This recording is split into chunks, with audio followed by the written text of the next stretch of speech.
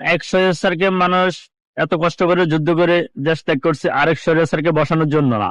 আওয়ামী লীগ চলে যাওয়ার পরে বিএনপি এখন ক্ষমতা আসার জন্য উৎপত্তি আছে। আর বিএনপি যদি ক্ষমতা আসে, বর্তমানে আলেমদের উপরে যে নির্যাতন করতেছে, বিভিন্ন জায়গায় ওয়াজ মাহফিল বন্ধ করে দিতেছে। এক হুজুরে ওনার মাদ্রাসার জন্য মাটি কিনছে, সে মাদ্রাসা মাটি পর্যন্ত বিএনপির এক নেতা আটকে দিয়েছে গাড়িকে, তাকে চাঁদা দিতে হবে। এই যদি হয় বর্তমান বিএনপি অবস্থা, তাহলে ভবিষ্যৎ কি হবে যখন ক্ষমতা বসবে? তাহলে বাংলাদেশের মানুষ যদি ভুল করেও তাদেরকে ক্ষমতা নিয়ে আসে, তাহলে বাংলাদেশের মানুষের কপালে অনেক কষ্ট আছে।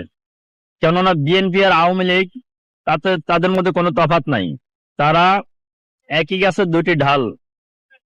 মির্জা ফখরুল ইসলাম আলমগীর যেমন বলতেছে, মোল্লারা কখনো ক্ষমতা আসে নাই, আসবো না, আর আসতে পারবো না। মির্জা ফখরুল ইসলাম আলমগীর শেখ হাসিনা থেকে শক্তিশালী হয়ে জানে। যখন আওয়ামী লীগ ক্ষমতা ছিল, শেখ হাসিনা ক্ষমতা ছিল, তখন তারা কোনো কথা বলতে পারে নাই। তারা বিড়ালের মতো বসেছিল, ইঁদুরের মতো মাঠে গর্তে ছিল, ব্যাঙের মতো ঘরের কোনায় লুকিয়েছিল।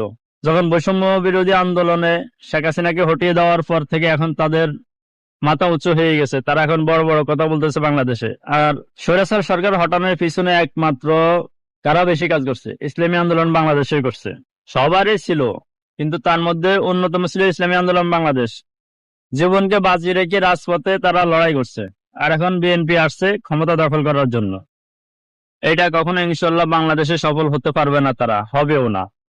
আর মিজানুর রহমান আজহারী হুজুর যখন বলছিল একদল খেয়ে গেছে আরেকদল খাওয়ার জন্য বসে আছে, এই কথা শুনে বিএনপির মাথা গরম হয়ে গেছে। বিএনপি এখন উল্টাপাল্টা কথা বলা শুরু করছে, অতীতেও বলতেছে। কারণ বাংলাদেশ স্বাধীন হওয়ার পর থেকে আজ পর্যন্ত বিএনপি আর আওয়ামী লীগ মিলে বাংলাদেশকে লুট করে করে শেষ করে দিয়েছে। যার কারণে বাংলাদেশের যে শিশুটি আজকেও জন্ম নিবে, তার মাথার উপরও একটি ঋণের বোঝা চেপে যাবে। আর এই ঋণের চাপগুলো পড়ার কারণ একমাত্র আওয়ামী লীগ আর বিএনপি। বাংলাদেশ কিন্তু অসচ্ছল না, বাংলাদেশ সচ্ছল।